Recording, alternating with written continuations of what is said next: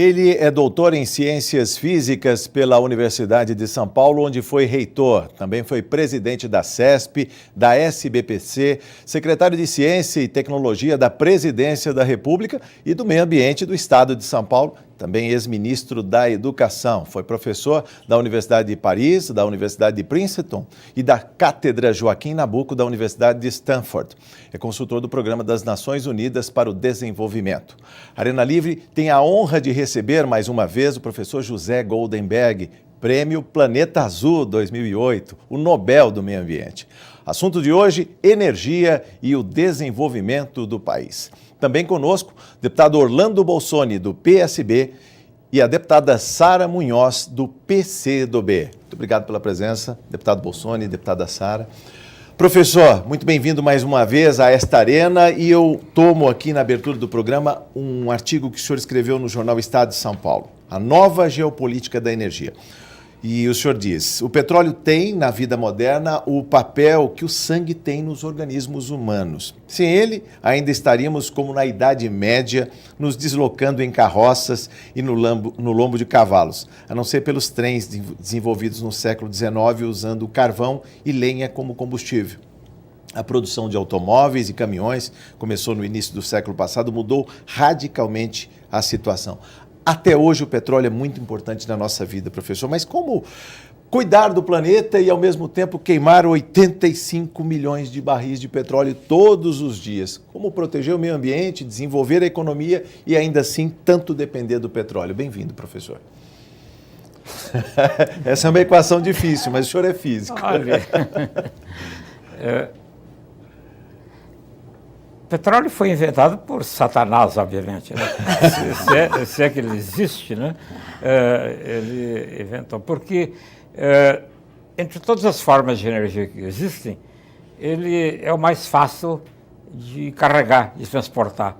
Quer dizer, até recentemente, sobretudo lá nos países do Oriente Médio, bastava abrir um buraco, né? Que o petróleo saía em quantidades extraordinárias, né? E ele é fácil de transportar e ele serve para alimentar digamos, os hábitos de consumo que nós desenvolvemos no século XX. É insuperável enquanto energia ainda, professor? Eu digo isso porque a gente pega 1 litro de gasolina, coloca num carro que pesa 1 tonelada e eu ando 10 quilômetros, 12 quilômetros com aquele potinho de gasolina. E no século XX, que foi o século do automóvel, né? Mesmo em que as pessoas realmente se libertaram, a ideia do automóvel está ligada com a liberdade individual. Não é mesmo? Então, ele se tornou uma coisa absolutamente essencial para o que a gente chama de civilização humana.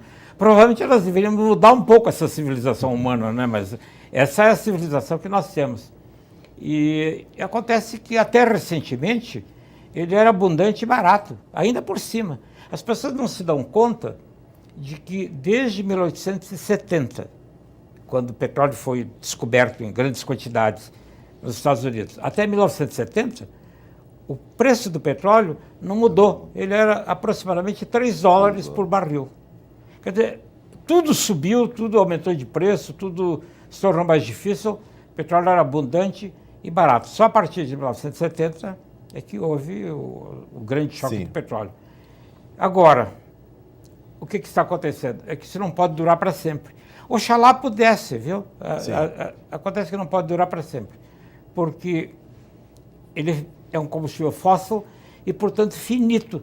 Todos os combustíveis fósseis são finitos, como os minerais. Sabe, Minas Gerais já não foi o grande estado produtor de ouro que alimentou a coroa portuguesa durante tanto tempo, né? Acabou, né? E petróleo também. Então tem esse problema, ele está em extinção, não é mesmo? E ele é o principal responsável pelos problemas de saúde que nós enfrentamos. Não só a longo prazo, com o efeito estufa, com o aquecimento da Terra, como a curto prazo. Os chineses que o digam, né, deputado? Quer dizer, eles vivem num mundo em que poluição local, quer dizer, a qualidade do ar está se tornando um problema de saúde muito sério. De modo que nós temos que arrumar substitutos. É isso, é tão simples quanto isso. É claro que a indústria automobilística não vê, e a indústria do petróleo não vê o problema dessa forma. eles vão querer estender a vida útil, né? A vida útil. Mas mesmo o setor de petróleo mais racional, sobretudo a Agência Internacional de Energia, que é sediada em Paris e que é o órgão que coleta as informações de todo mundo, não é um órgão contestador, não, é um órgão do establishment, dos governos dos países desenvolvidos. Eles acham que dentro de 20 anos nós claramente temos que marchar para substitutos. Bom, deputado Orlando Bossoni, bem-vindo mais uma vez ao Arena Livre. Da mesma maneira que a Idade da Pedra não acabou por falta de pedra, a Era do Petróleo não vai acabar por falta de petróleo, ainda vai ficar lá. Bem-vindo, deputado.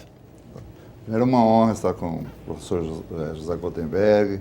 Ele é uma referência, eu falava há pouco com a querida deputada Sara.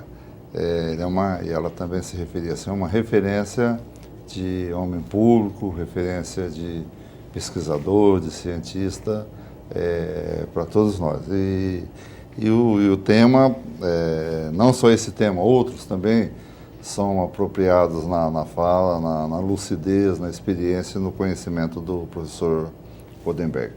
Eu gostaria de aproveitar essa oportunidade de buscar do senhor uma análise de como construir um novo modelo de desenvolvimento. Então, a pergunta primeira seria assim: o modelo de desenvolvimento que vive o país hoje, o Brasil, é um modelo em exaustão nos próximos anos ou nas próximas décadas?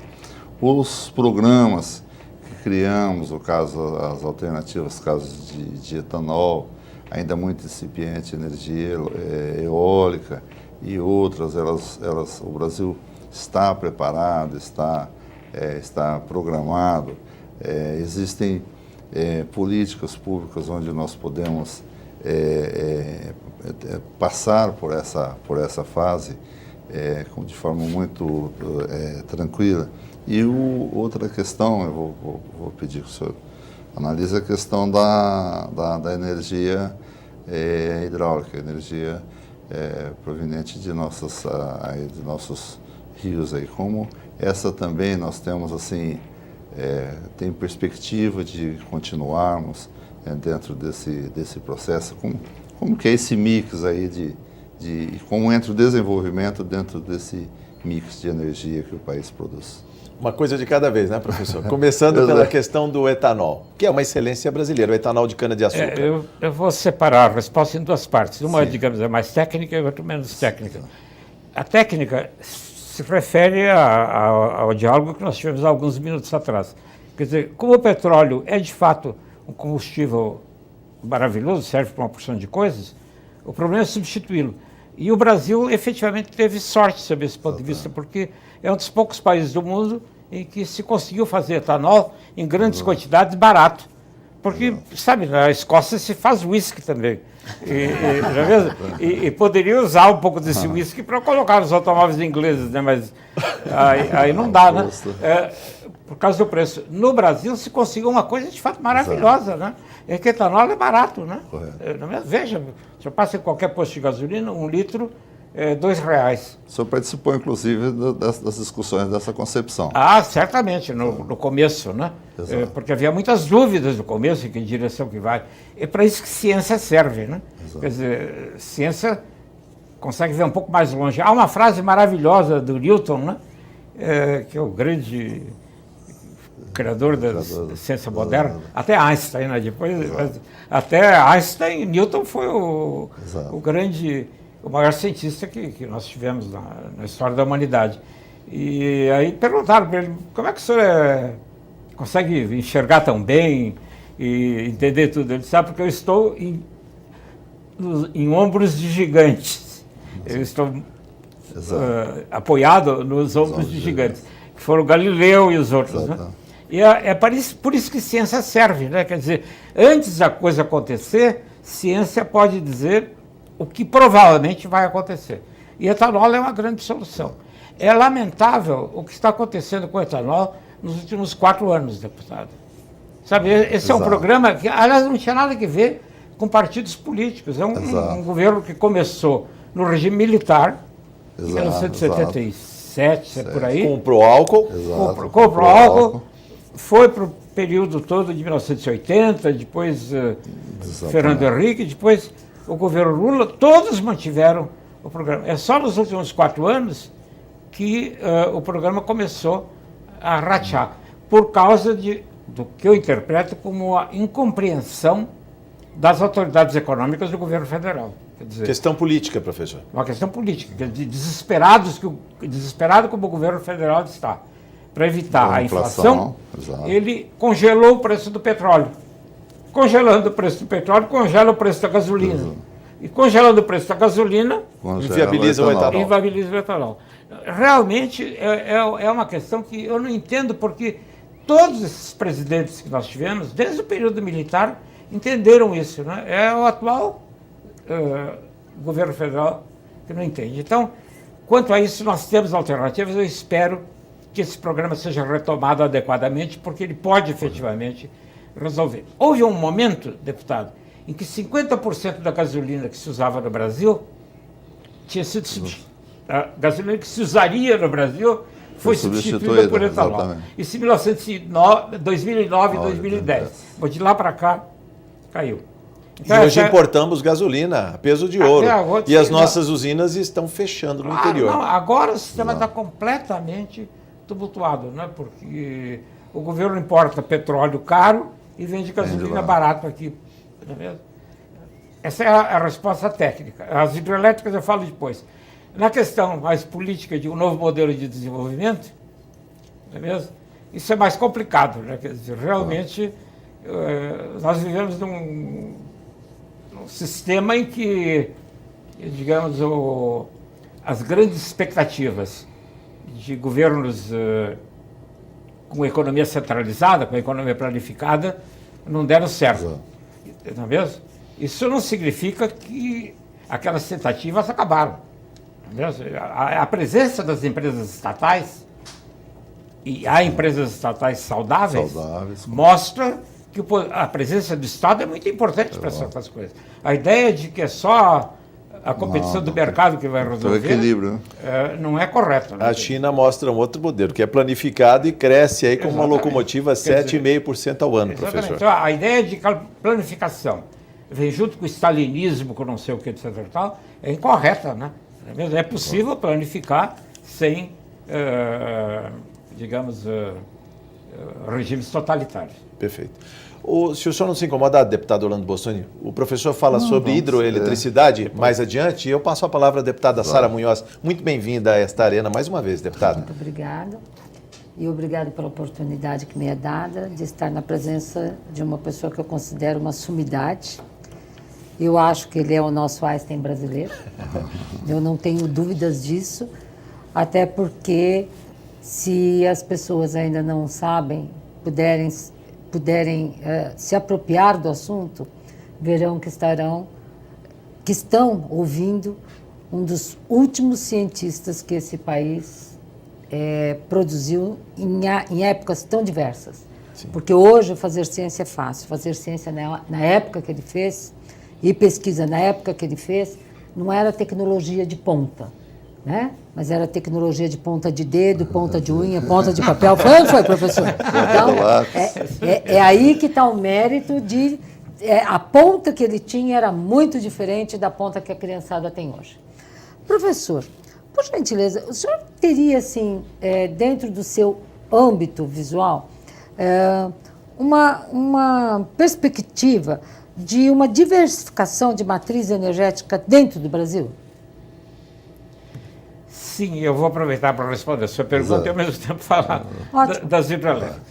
Olha, a gente consome energia, qualquer país no Brasil também, sob duas formas: eletricidade e combustíveis líquidos. Eletricidade para iluminação, ar-condicionado, geladeiras, trens eletrificados, etc.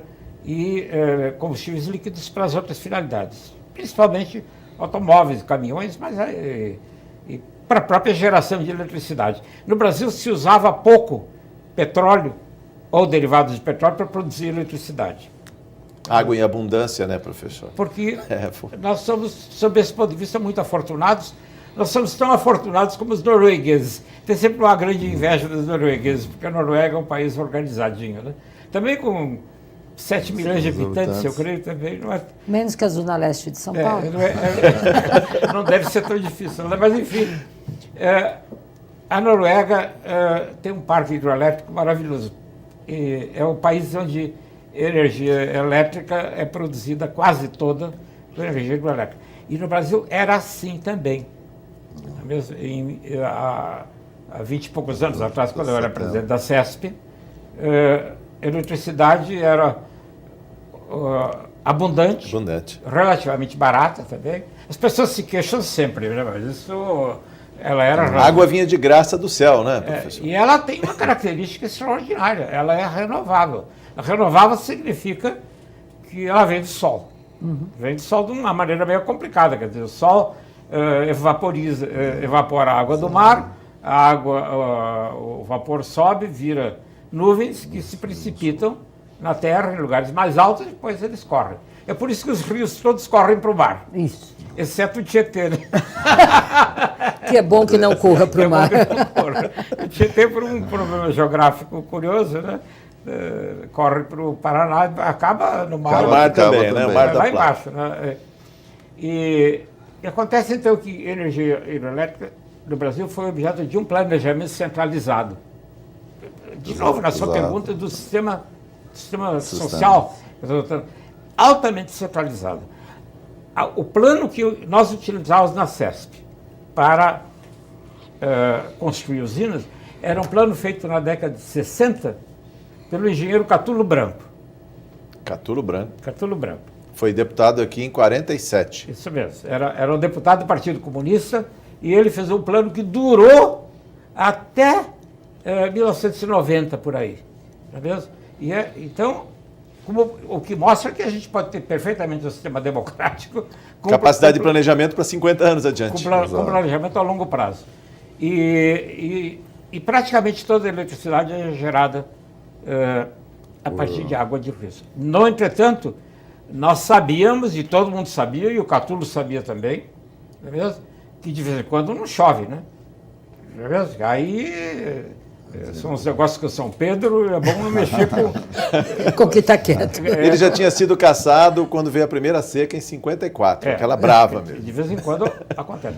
Então, mas as pessoas sabem disso, então elas fazem reservatórios. E esses reservatórios eram calculados para durar 3 anos. Acontece que, a partir de 1985, aproximadamente, deputado, o governo simplesmente começou a reduzir os reservatórios. Por quê? Alguns culpam os ambientalistas, né? Como se sabe, né? Não é mesmo? Impacto de vizinhança, professor. Cidades desapareceram debaixo dos reservatórios. Tem impactos estradas sociais também. Sim. Olha, como uma pessoa que trabalhou nessa área, deputado, posso lhe dizer que esses fatores existem, viu? Mas o fator principal é que as empresas não queriam gastar dinheiro. Viu? Usaram.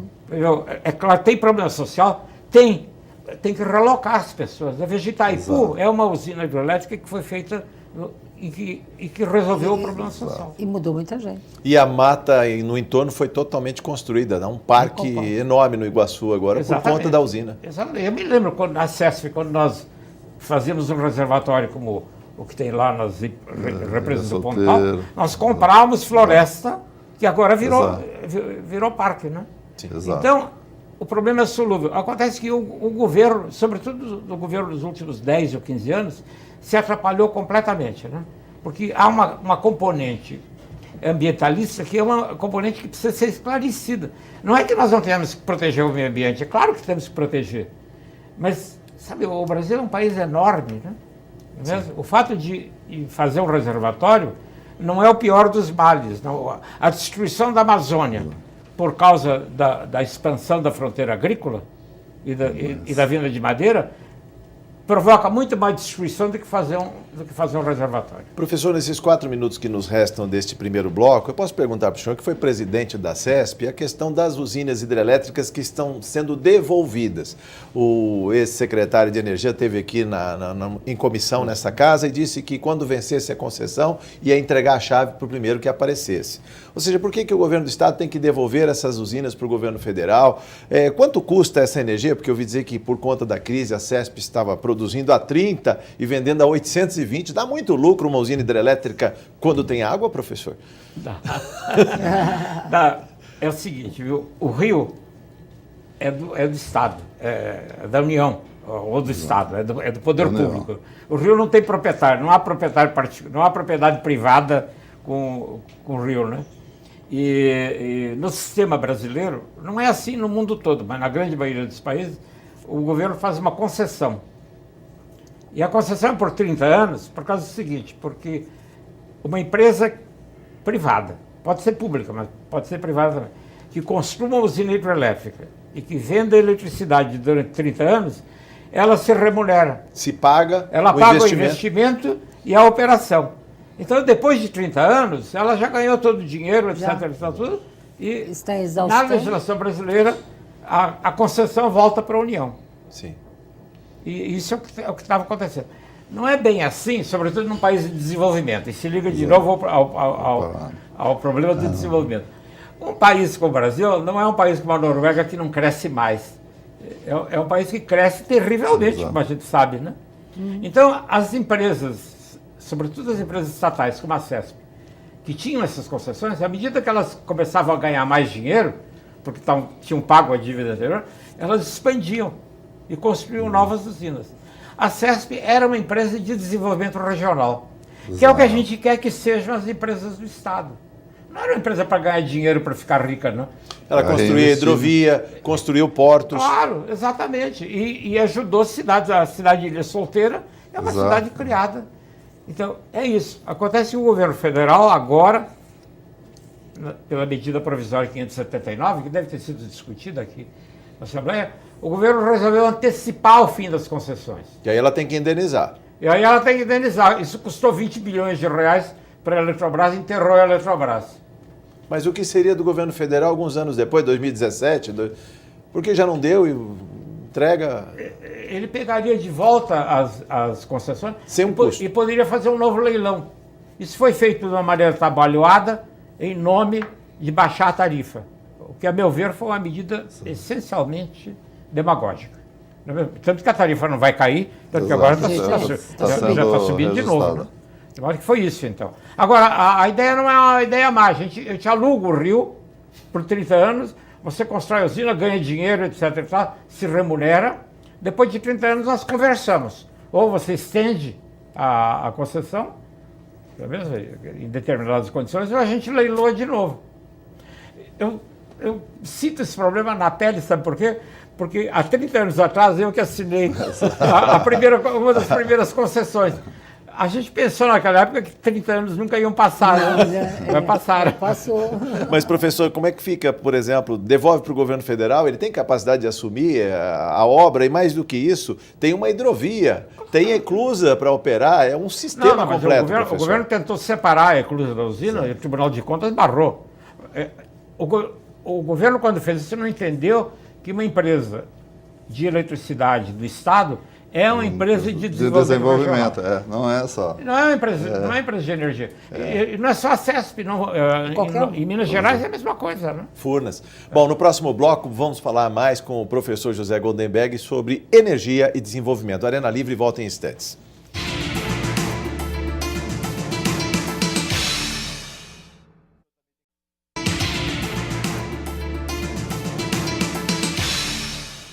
Estamos de volta no Arena Livre, hoje conversando com o professor José Goldenberg sobre energia e desenvolvimento. A sua pergunta, deputado Orlando Bolsoni.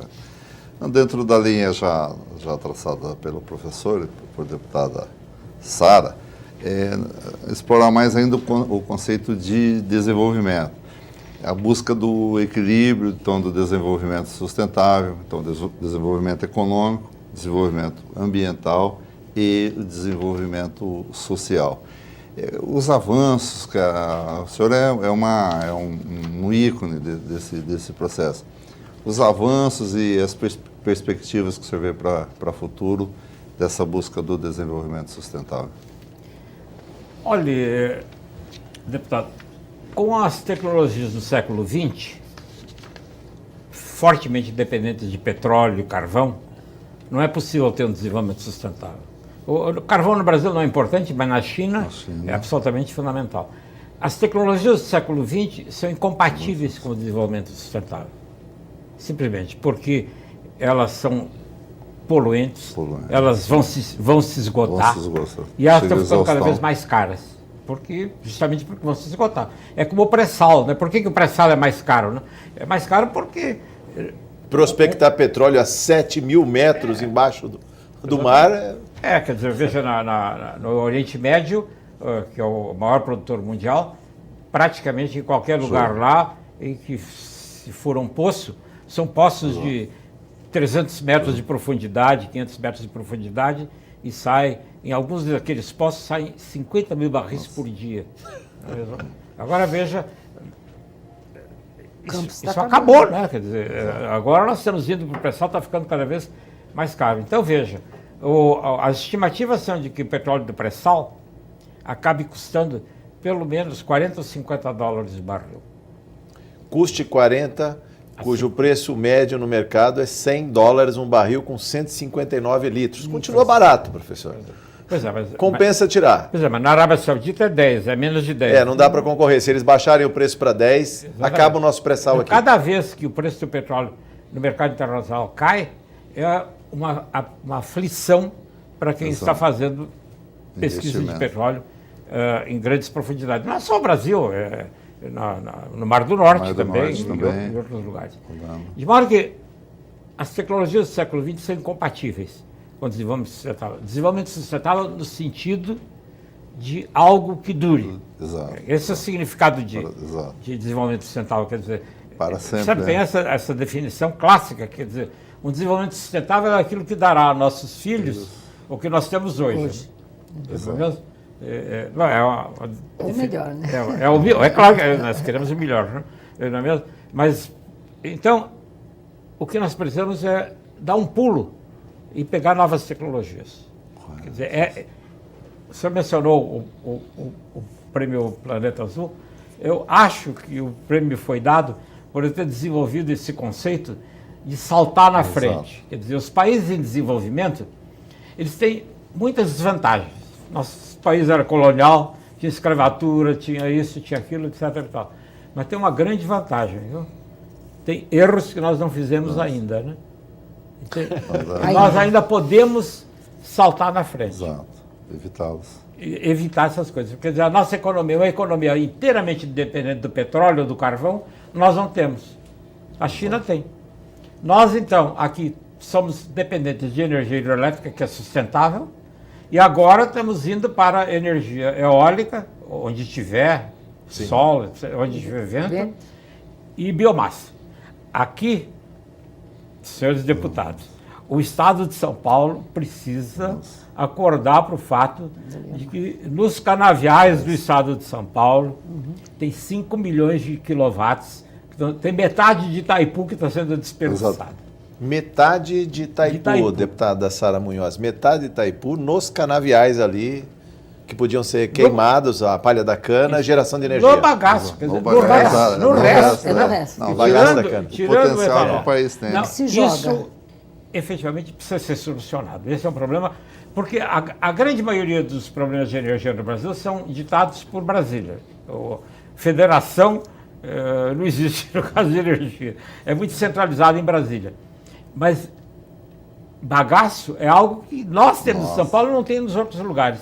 Esse problema tem que ser resolvido. E o bagaço está próximo do centro de consumo. É diferente fazer Belo Monte na Amazônia e trazer um linhão de transmissão perdendo energia aqui. Aqui está do lado do consumo, professor. E com energia eólica também tem esse problema, né? Quer dizer, energia eólica boa no Brasil, quer dizer, ventos constantes, é lá no norte, né? Ou no extremo sul.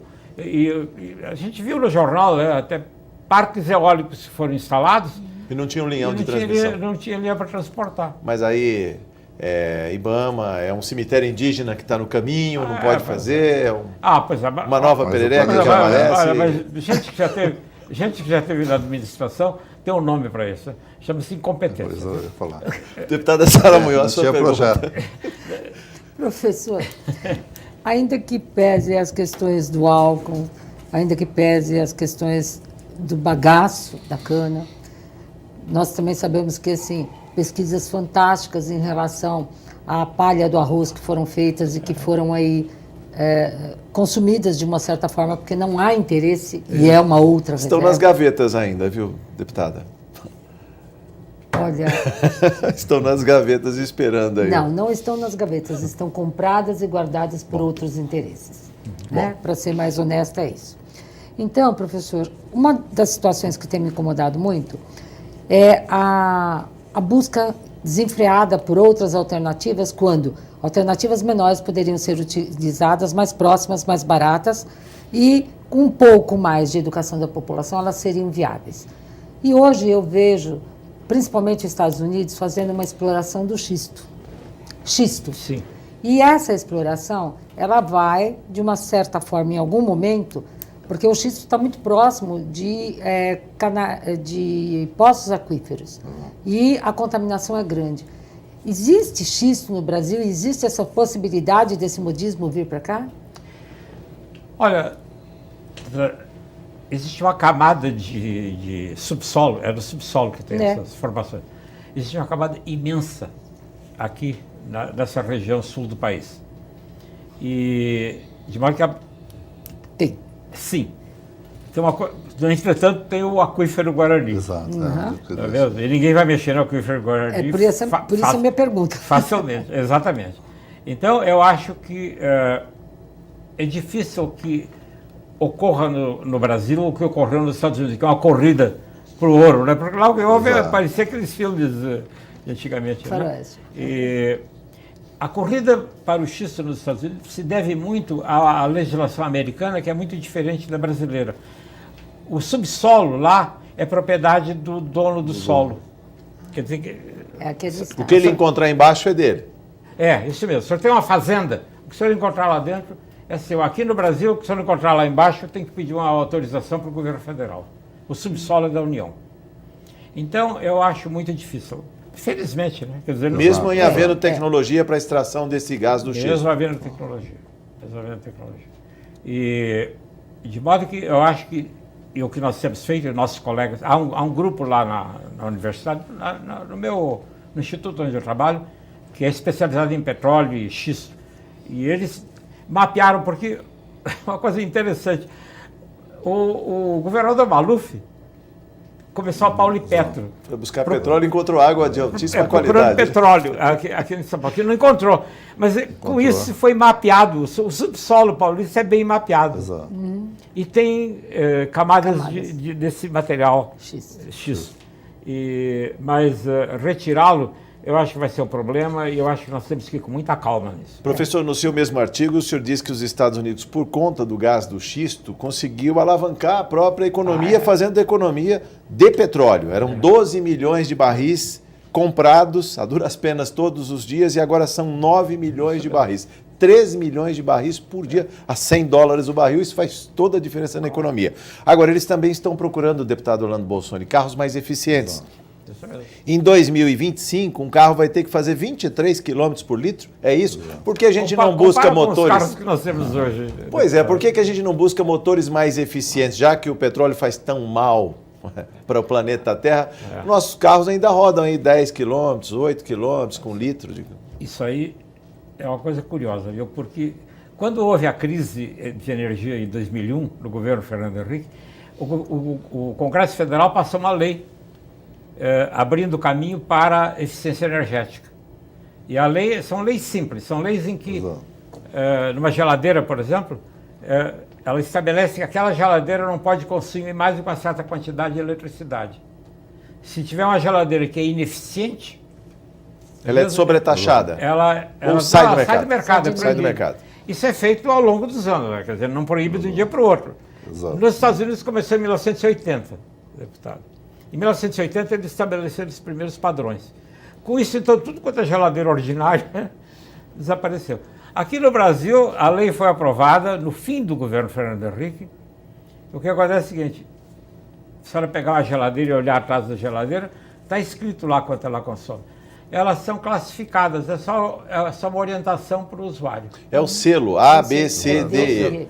Ora, eu vejo pela minha esposa, né? Ela que se comprou uma geladeira, eu falei, olha... A gente compra a mais bonita. É claro! Nós compramos a mais bonita. Eu falei, toma cuidado, olha lá que economiza... Ela disse, escuta, né? Dá licença. Deputada, tem que proibir como os Estados Unidos fizeram. E eles aprenderam a fazer geladeira eficiente, bonita também. Isso que eu ia pedir. Porque o senhor sabe que tem que ter um modelinho, uma corzinha. Claro, mas design, não há né? contradição. Não há contradição. É como essas lâmpadas fluorescentes compactas, né? Sim. Essas lâmpadas que tem em hospitais, né? Sim, que ficam sim. ligadas Sim, 24 horas. Que são um avanço de vida, como a senhora sabe, né? Sim. Não há um aeroporto ou um hospital do mundo que não tem aquelas lâmpadas, porque elas têm que ficar ligadas 24 horas por dia. As pessoas se queixavam que elas não eram bonitas. Sim. Aprenderam a fazer bonitas. Sim. Pois é. Não há contradição. Então, Deputado Bolsoni, sua pergunta, só lembrando também a questão energética, a gente tem problemas sérios aí com energia, o custo das termoelétricas ligadas. Muito assunto ainda, por favor, sua pergunta, deputado. Eu vou seguir para essa questão do desenvolvimento e o conceito que o senhor explorou, a questão nova geopolítica. Aí o senhor citou, deputada Sara também e Jorge, a questão do aquífero Guarani. Nessa nova geopolítica, a água, nas próximas décadas, ela não pode assumir o papel que teve, o papel estratégico que teve e que tem o petróleo hoje. E nesse aspecto, o Brasil, pelo fato de estar sobre o aquífero Guarani, seria um grande referencial, também uma reserva, mais que isso, mais que um bem, um patrimônio a ser preservado, com muito cuidado na exploração? Olha, a questão da geopolítica, ela é importante quando se trata de produtos que viajam, são produtos que são exportados. Do petróleo, eu creio que metade do petróleo que se usa no mundo é objeto de trocas comerciais, porque ele é produzido em países que consomem pouco, no Oriente Médio, e vão para países que consomem muito, como o Japão e os Estados Unidos. Daí que surge o problema geopolítico. Os países que produzem a sua própria energia são protegidos disso. Correto. E é por isso que eu acho que o Brasil deve continuar com uma matriz que seja uma matriz hidroelétrica, porque a água não se exporta. Correto. Há países do Oriente Médio que estão pensando em importar um iceberg. Mas isso é como... Não é que não possa ser feito, pode até ser feito, mas é quase como uma brincadeira, né? A água não se exporta, né? A água tem que ser utilizada localmente. E o senhor tem razão, é um grande patrimônio. Exato. Agora, precisa usar esse patrimônio. Eu acho aqui, deputado, eu espero que nos debates que venham aqui pela frente, haja um debate adulto sobre o problema de reservatórios. Porque deixaram de ser construídos no Brasil, eu acho que essa é uma coisa que está prejudicando as gerações futuras. Hoje só se constrói usina fio d'água, ou seja, é o regime de chuvas. É água que vem. Quer dizer, o senhor falou que no passado a reservação de água era para 3 anos, chegamos a 6 meses, hoje estamos em 4 meses, professor. Exatamente. Então, aí vai ter que haver uma espécie de pacto com os ambientalistas. Quer dizer, precisa explicar para os ambientalistas que algum dano o reservatório faz, precisa compensar. O que há que as pessoas não compensam. Deputada, a senhora não imagina, de novo com a minha experiência da CESP, o diretor financeiro não queria compensar ninguém, viu? Ele achava, escuta, o que é importante, o nosso negócio é produzir energia elétrica, né? Não é verdade, né? É produzir energia, não é, professor? Não. Mas é uma visão míope. Uma visão míope. Né? Porque eles só enxergam o norte e não querem discutir os outros. Exatamente. E na medida em que você não discute outras possibilidades, você se mata, se afoga num copo d'água com uma única opinião. É isso mesmo. Professor, perguntas de bate-pronto, rápido, por favor. Eu acho que o professor, a frase, as energéticas, elas não é um negócio. Eu acho que o conceito é de trabalhar, o objetivo é contribuir para o desenvolvimento, porque tem uma função tão estratégica que não pode se tratar exclusivamente como um negócio. Daí há que se ter o cuidado da regulação, sem que essa regulação ela possa inibir esse processo. O senhor lembrou bem, a questão ambiental é uma delas, um debate racional. Pois é, veja, na distribuição de energia elétrica, eu acho que a regulação é simplíssima. Eu acho que, aliás, o governo Fernando Henrique fez muito bem de privatizar essas empresas. A Eletropaulo era estatal, no meu tempo, era Light. Era o resto da Light ainda. Foi privatizada, o governo ganhou dinheiro com isso, porque essa é uma operação, é como... Não é uma obra. Exato. Não é mesmo? Ela simplesmente tem que manter as linhas de funcionamento. O fato da iniciativa privada estar fazendo isso, ótimo, eles que façam. Né? É por isso que a China está tendo sucesso com o modelo dela. Quer dizer, ela está passando para a iniciativa privada o que cabe à iniciativa privada. Não é mesmo? Mas ela mantém. E no caso das térmicas brasileiras que estão ligadas a todo vapor aí, produzindo energia cara, professor, isso não tem um preço para nós? Agora, eu lhe pergunto também, quase como uma provocação, o que é mais caro? Produzir a energia nas termoelétricas, seja a carvão, seja a óleo mineral, ou um apagão? O que é pior?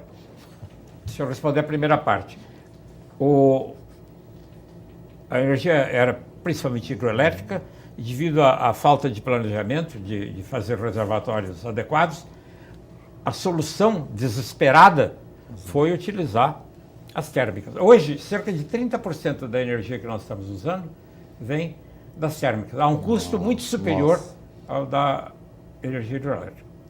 E aí, não tem jeito. Outro dia eu vi o ministro da Fazenda dizer: não há problema nenhum com a energia, há só um problema de preço. Né? Só um problema de preço. Só. Eu quero saber uma pessoa mais pobre, né, que tem que pagar, que o tudo que ela acha. Ela é o preço.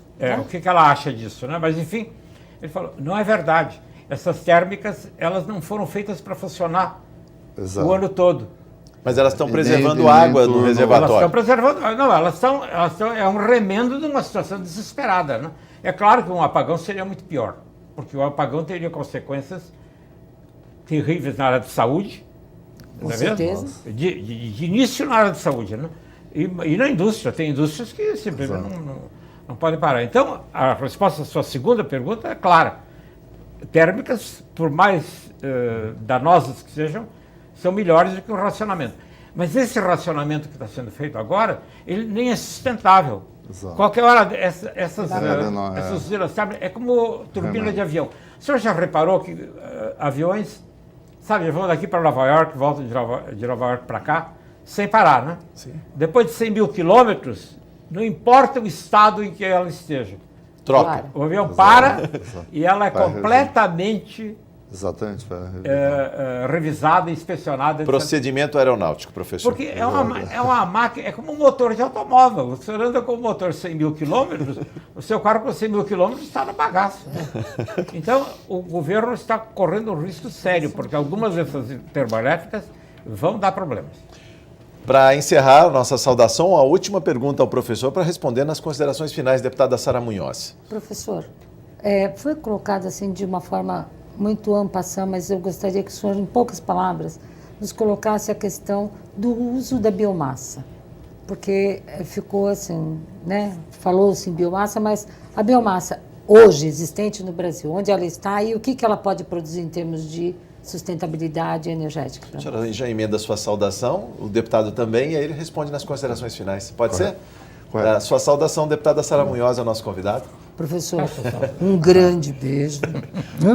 E assim, o orgulho de estar aqui vai ser algo que para a minha vida vai fazer diferença e para as pessoas, quer dizer, já está fazendo diferença, e para as pessoas que estão nos ouvindo, o senhor hoje marca mais um passo na nossa vida. Obrigada.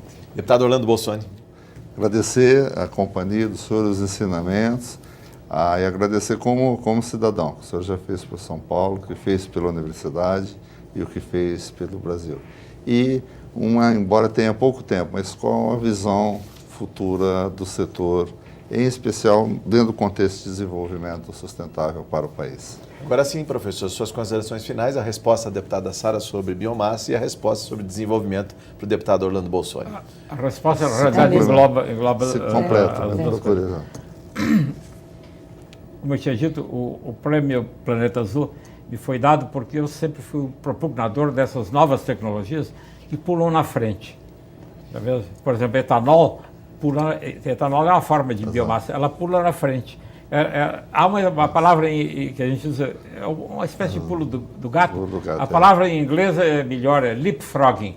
Fui eu que usei essa palavra, está na literatura toda agora. Leapfrogging, ela tá, é o pulo do sapo. É como, pulo do sapo, é. E é o que o Brasil está fazendo. O Brasil é um bom exemplo de uma tentativa de fazer uma economia sustentável, exceto pelos problemas conjunturais que nós estamos enfrentando agora. E biomassa tem um papel importante. É claro que etanol é o tipo de biomassa, e há muita biomassa que nós podemos usar. Ao bagaço e, deputado, ao lixo. 60% do lixo que nós usamos Nossa, tem um potencial. é matéria biológica. Está sendo jogado nos lixões aí, Poluindo. poluindo, isso precisa mudar. A Prefeitura de São Paulo está começando a fazer alguma coisa a esse respeito. Eu fiquei muito bem impressionado outro dia sabendo que vão comprar umas máquinas sofisticadas que vão separar. O prefeito tem um programa, né? Vão separar a parte sólida da parte úmida, e aí vão usar a parte úmida para fazer biogás ou compostagem para a agricultura. É por aí. Biomassa no mundo hoje representa alguns % do que se consome de energia. Ela poderia consumir muito mais, e o Brasil é um excelente campo para esse tipo de coisa. Eu espero que a gente, qualquer hora dessa, pegue um governo um pouco mais diferenciado e que se aproveite dessas oportunidades. Bem, ponto final, críticas, sugestões, comentários pelo endereço eletrônico arenalivre@al.sp.gov.br. Professor, muito obrigado por seus esclarecimentos. Volte mais vezes. Só esse programa da eficiência energética a partir da biomassa e a queima do lixo já geraria um outro programa tão bom quanto esse aqui. Ciência, tecnologia e inovação. Perfeitamente. Muito obrigado à presença do deputado Orlando Bolsoni, deputada Sara Munhoz. Muito obrigado, professor. Muito obrigado por sua audiência. Até o próximo Arena Livre. Eu espero você.